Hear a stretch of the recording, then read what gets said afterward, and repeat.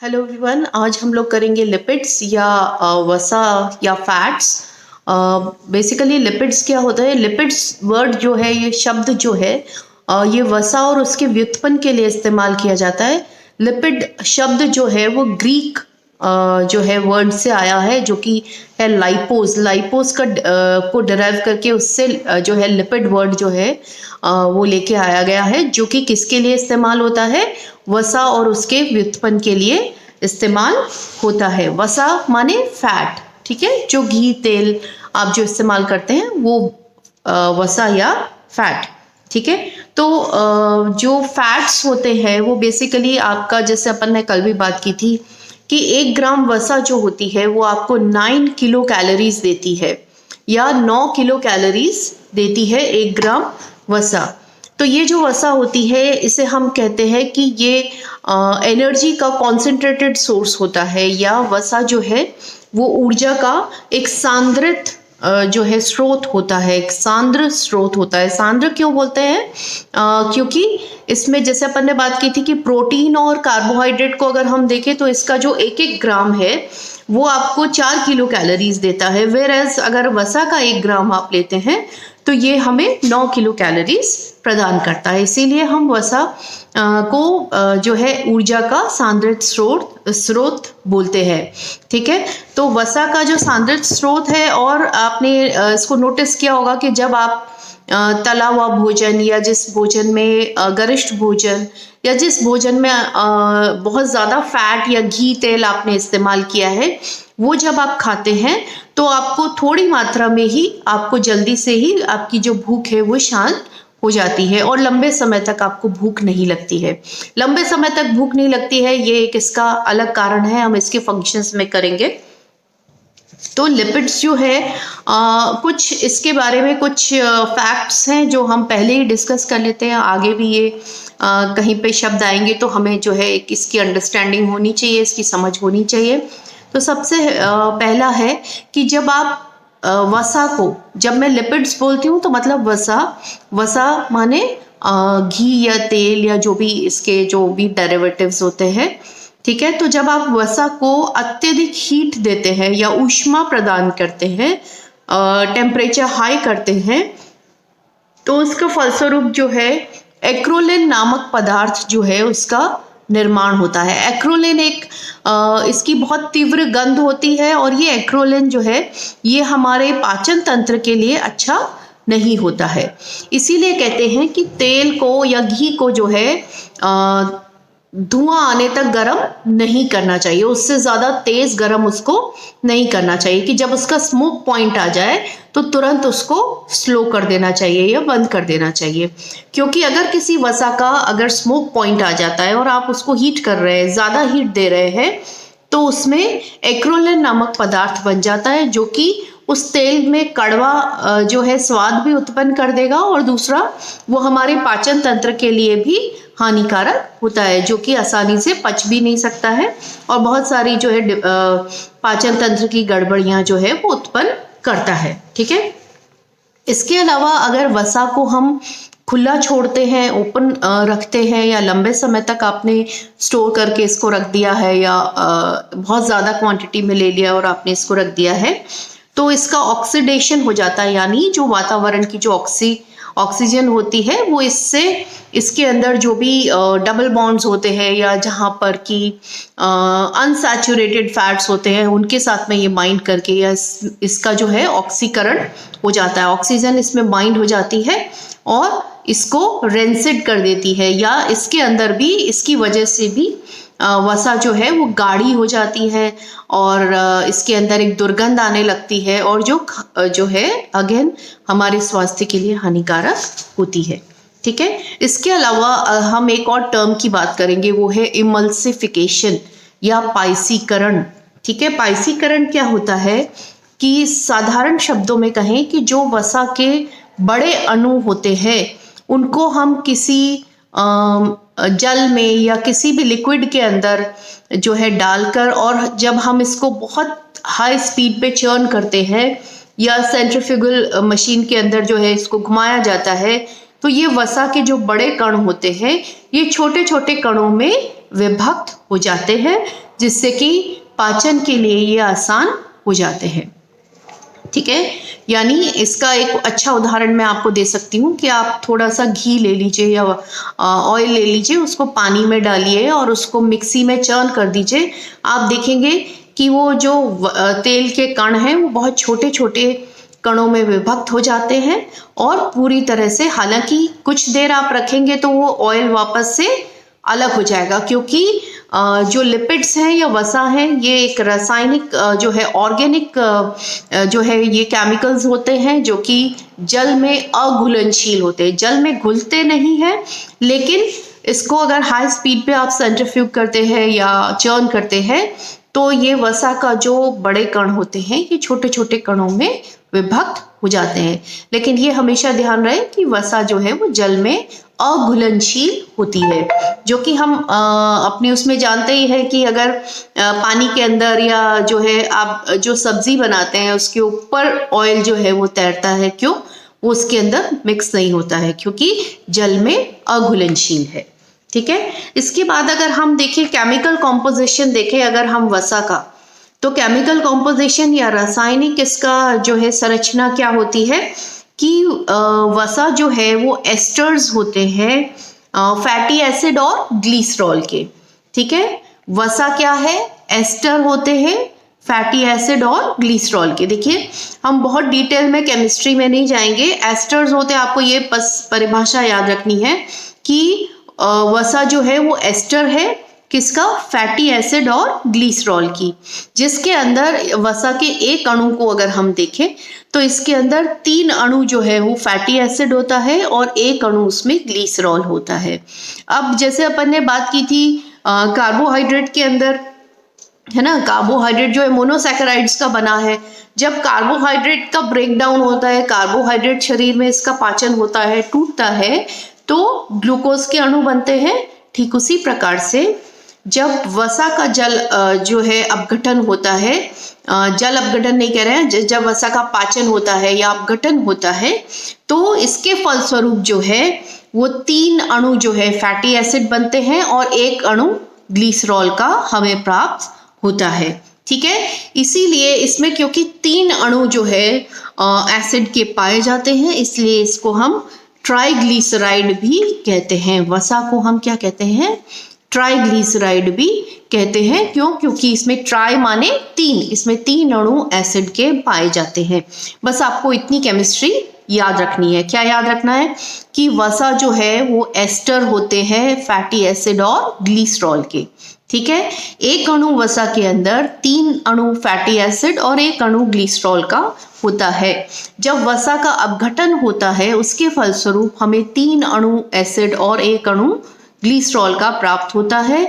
इसीलिए क्योंकि इसमें 3 अणु फैटी एसिड के होते हैं, इसीलिए हम इसको ट्राइग्लिसराइड भी कहते हैं। ठीक है, अब जो है डाइजेशन, अपघटन माने जब पाचन होता है। अपघटन को सिंपलर टर्म हम ले तो जब वसा का पाचन होता है तो उसके फलस्वरूप जो है 3 अणु फैटी एसिड और एक ग्लिसरॉल का बनता है। ठीक है, अब वसीय अम्ल जो होते हैं, रासायनिक संगठन अगर आपको बताया मैंने, तो जो वसीय अम्ल होते हैं इसको अगेन हम थोड़ा शॉर्ट में ही करेंगे क्योंकि हमने कभी बॉन्ड्स और उसका नहीं पढ़ा है या ऑर्गेनिक केमिस्ट्री हमारे उसमें नहीं है।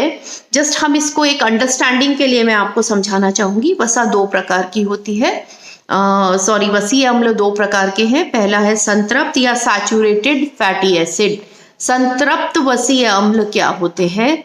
संतृप्त हम किसे बोलते हैं? जबकि किसी संरचना में, देखिए, जितने भी ऑर्गेनिक कंपाउंड्स हैं या ऑर्गेनिक जो आपके क्या कहेंगे यौगिक है या रसायन है, उसके अंदर हम सैचुरेटेड किसको बोलते हैं? जबकि सारे कार्बन के जो एटम हैं, ठीक है, ऑर्गेनिक कंपाउंड जो होते हैं वो किसके बने हैं? कार्बन। उसमें कार्बन मुख्य अवयव होता है और जल में अघुलनशील होते हैं ये सारे जितने भी कार्बनिक जो है आपके पदार्थ होते हैं। ठीक है, अब जो कार्बनिक है जो संतृप्त है, इसके अंदर जितने भी, जैसे अपन ने बात की कि एक अणु में कितने उसमें जो है फैटी एसिड है, 3 अणु फैटी एसिड है। फैटी एसिड, अगर एसिड का हम फॉर्मूला देखें तो COOH होता है, ठीक है। तो C माने क्या होता है, कार्बन। जब किसी भी कंपाउंड के अंदर, किसी भी यौगिक के अंदर जब कार्बन के जो एटम है आपस में सिंगल बॉन्ड से जुड़े हुए हैं, बंद, बॉन्ड माने बंद, ये जो कार्बन है ये बंद के द्वारा एक कार्बन दूसरे कार्बन से जुड़ा होता है। समझने की कोशिश करिएगा। हालांकि मैं समझती हूँ कि आप लोगों का कोई बेस नहीं है केमिस्ट्री का, लेकिन फिर भी इसको अंडरस्टैंड करने के लिए थोड़ा सा बता रही हूँ। आप दोबारा भी मेरे से पूछ सकते हैं, अगर आपको ये चीज़ समझ में नहीं आए तो आप जो है कमेंट्स में डालिए या अपने व्हाट्सएप ग्रुप में डालिएगा, ठीक है। तो संतृप्त ऐसे वसीय अम्ल क्या होते हैं, जिसके अंदर कोई भी डबल बॉन्ड नहीं पाया जाता, सारे कार्बन एक सिंगल बॉन्ड से एक दूसरे से जुड़े होते हैं, उसे हम क्या कहते हैं, संतृप्त, ठीक है। यानी कि इसमें किसी भी अन्य कंपाउंड या हाइड्रोजन आयन के जुड़ने की कोई संभावना नहीं होती है। वेयरएज दूसरा क्या है, संतृप्त वसीय अम्लों का उदाहरण क्या है, सैचुरेटेड फैट्स कौन से होते हैं, जो कि सामान्य रूम टेम्परेचर पर है ना, जो जम जाते हैं। फॉर एग्जाम्पल जितना भी आपके जो घी है, बटर है ना, ये क्या है, आपके संतृप्त, ठीक है। घी आप देखेंगे तो अभी सर्दियों में तो बहुत ही हार्ड हो जाता है, या सामान्य अगर उसको आप 30-32 के टेम्परेचर पर रखते हैं, 25 से, तो वो सामान्य उस पर तापक्रम पर जम जाता है।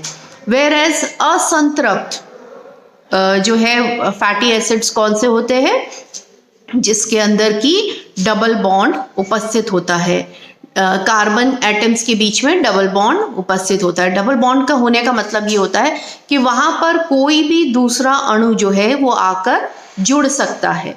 क्यों? क्योंकि कार्बन और कार्बन के बीच में एक बंध और एक और बंध, ठीक है। अब ये एक बंध, ये डबल हो गया, इसलिए ये एक बंध फ्री होता है किसी और से जुड़ने के लिए, जिसे हम क्या कहते हैं, असंतृप्त, यानी इसमें कैपेबिलिटी है किसी और से जुड़ने की।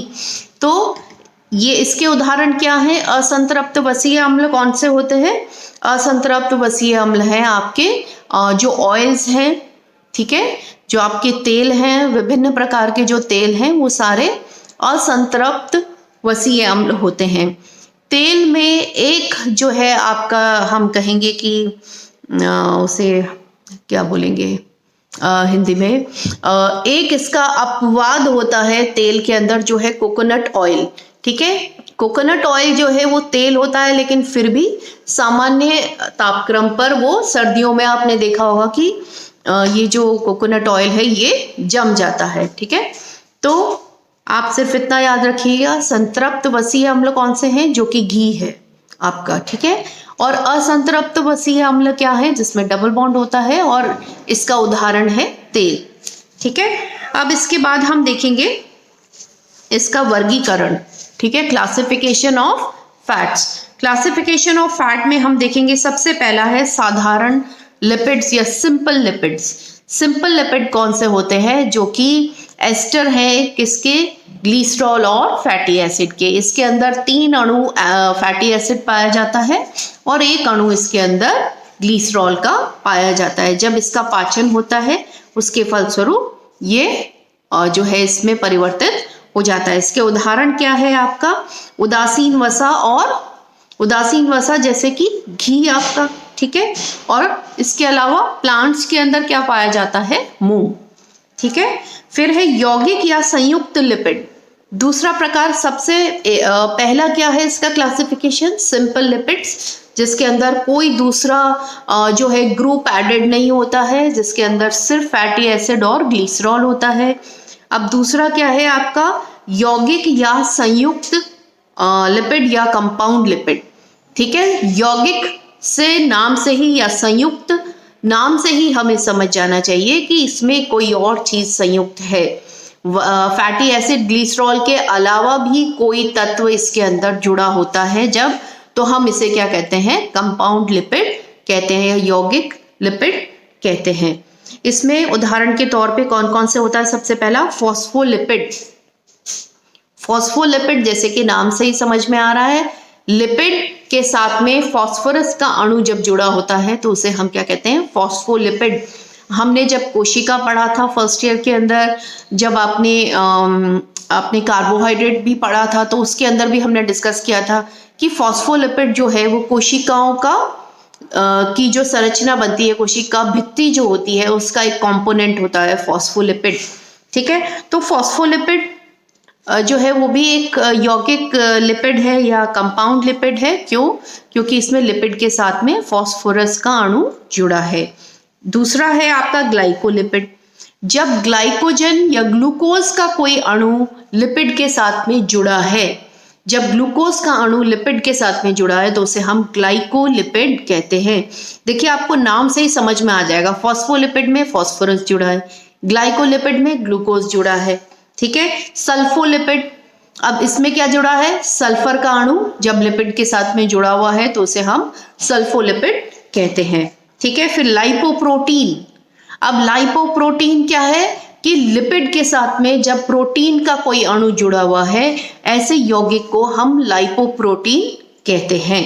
क्योंकि हम किन की बात कर रहे हैं अभी, यौगिक लिपिड की बात कर रहे हैं या कंपाउंड लिपिड्स की बात कर रहे हैं। ठीक है, अब इसके अलावा जो तीसरा प्रकार है लिपिड का, तीसरा जो क्लासिफिकेशन है वो है व्युत्पन्न लिपिड्स या डिराइव्ड लिपिड्स।